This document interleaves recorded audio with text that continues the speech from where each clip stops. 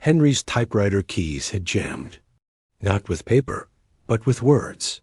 He stared at the blank page in his underwood, the smoke of a dozen cigarettes curling around his head in the press tent. Outside, the siege of Monte Cassino thundered on. He was supposed to file 500 words on Allied grit. He had notes, mud, shelling, the gaunt faces of the mule handlers on the Snake's Head Trail. But the sentence that screamed in his mind was the one he could outright.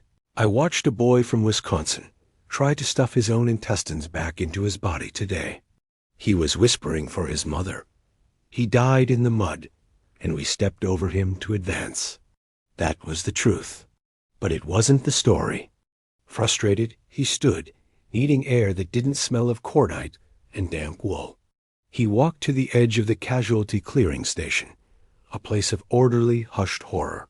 And then he saw her. A nurse, couldn't be older than 25, her uniform stained with things Henry didn't want to name. She was not bandaging or injecting. She was crouched by a stretcher where a soldier lay, shivering violently from shock or cold. He was awake, eyes wide and unseeing, trapped somewhere inside. The nurse held his filthy hand in both of hers. She wasn't speaking words of comfort. She was singing. A low, quiet, slightly off-key rendition of Don't Sit Under the Apple Tree. Don't sit under the apple tree with anyone else but me. Her voice was raw with exhaustion. It wavered on the high notes. It was the most beautiful, broken thing Henry had ever heard. The soldier's shivering didn't stop, but his eyes slowly focused on her face. His breathing, ragged, began to sync with the gentle rhythm of the song. Henry watched, his journalist's mind gone quiet. Here was no grit. Here was something more profound, a fierce, tender act of reclaiming a sliver of humanity from the screaming void. A love song in hell.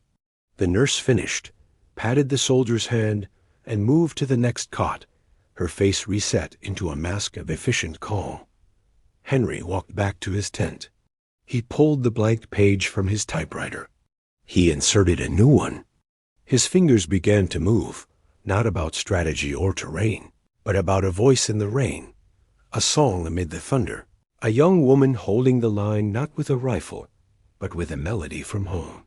He wrote the truth he had just seen, the only kind of courage, perhaps, that truly mattered in the end.